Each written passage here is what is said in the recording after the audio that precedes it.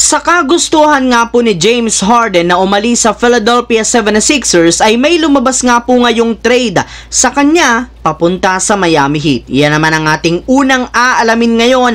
Nasasamahan ko na rin yan ng naibalitang best starting 5 ng Gilas Pilipinas para sa FIBA World Cup at ang sinasabing bagong backup center ng Los Angeles Lakers na isinadjust na nga po ngayon ng NBA analyst. Kaya mga idol, tara!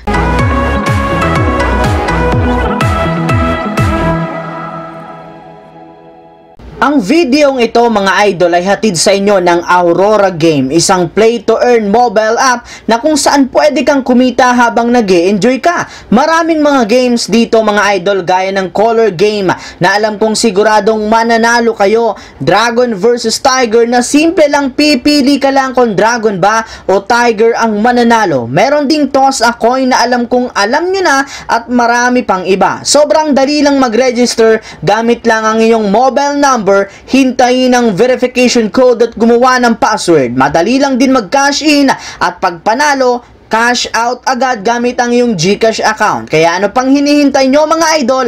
Mag-download na at manalo. Nasa comment section ang link para makapagsimula na kayo. Wala na nga talaga mga idol na makakapigil pa kay James Harden sa kagustuhan niya na umalis na sa Philadelphia 76ers at lumipat sa ibang kupunan sa lalong madaling panahon. Kaya dahil nga po dyan mapipilitan na rin naman nga po ang 76ers na simulan muli ang pakikipag-trade talk sa iba't ibang kupunan patungkol sa kanilang superstar. At isang araw lamang ang nakakalipas mula nang ipagpatuloy nila ito, meron na nga po agad isang kupunan ang nabanggit ngayon na interesado sa pagkuha kay James Harden.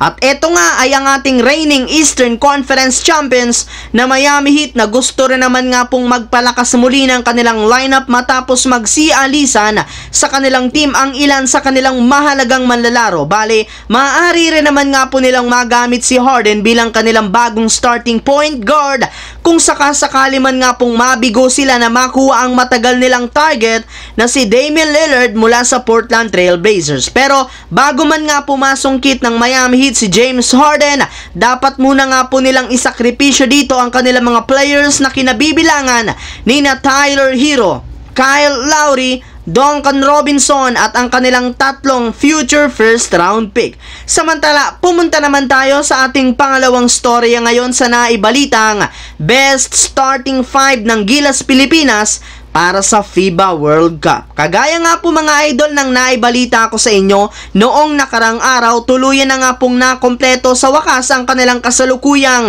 16-man lineup sa kanilang ginawang practice. Kaya hinihintay at inaabangan na lamang nga po nila ngayon kung sino-sino ang mapapabilang sa final 12-man lineup at ang kanilang gagamiting starting 5 para sa FIBA World Cup. Pero bago man nga po nila ayan ilabas, sasalang muna nga po ang ating national team sa tatlong closed-door tune-up games kontra sa mga bansa ng Ivory Coast, Mexico at Montenegro. Yes, so mga idol, dito nga malalaman kung sino-sinong players ang kanilang isasama sa kanilang final 12-man lineup at sa kanilang starting 5. Pero kung ang ilang mga analyst nga po ang tatanungin, ang best starting 5 nga po ngayon ng Gilas sa FIBA World Cup ay bubuhin ni Scottie Thompson, Jordan Clarkson, Dwight Ramos, AJ Edu at si Kai Soto.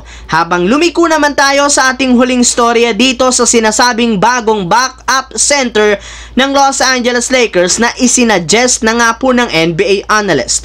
Alam naman nga po ninyo na hindi pa humihinto ang front office sa pagkuha ng at least isa pang bagong sentro na idadagdag nila sa kanilang front court na makakasama nina Anthony Davis at Jackson Hayes. Ayon nga po mga idol sa inilabas sa balita ngayong araw mismo ni Evan Mossey, meron nga pong isang NBA executive ang nagsabi sa kanya na isa nga po si Blake Griffin sa mga pwedeng kunin at target ngayon ng Lakers nasasakto sa kanilang kasalukuyang lineup. Bagamat man, hindi naging maganda ang performance nito sa Boston Celtics sa pag-average lamang niya ng 6.4 points, 4.1 rebounds sa 17 minutes per game. Magagamit para naman ito ng Lakers bilang kanilang pinakabagong small ball backup center. Pero syempre, hindi rin naman nga magiging madali para sa Lakers sa pagkuha nila kay Griffin, gayong may ilang mga kupunan rin naman nga po ang interesado sa kanya, katulad na lamang ng Chicago Bulls at Miami Heat.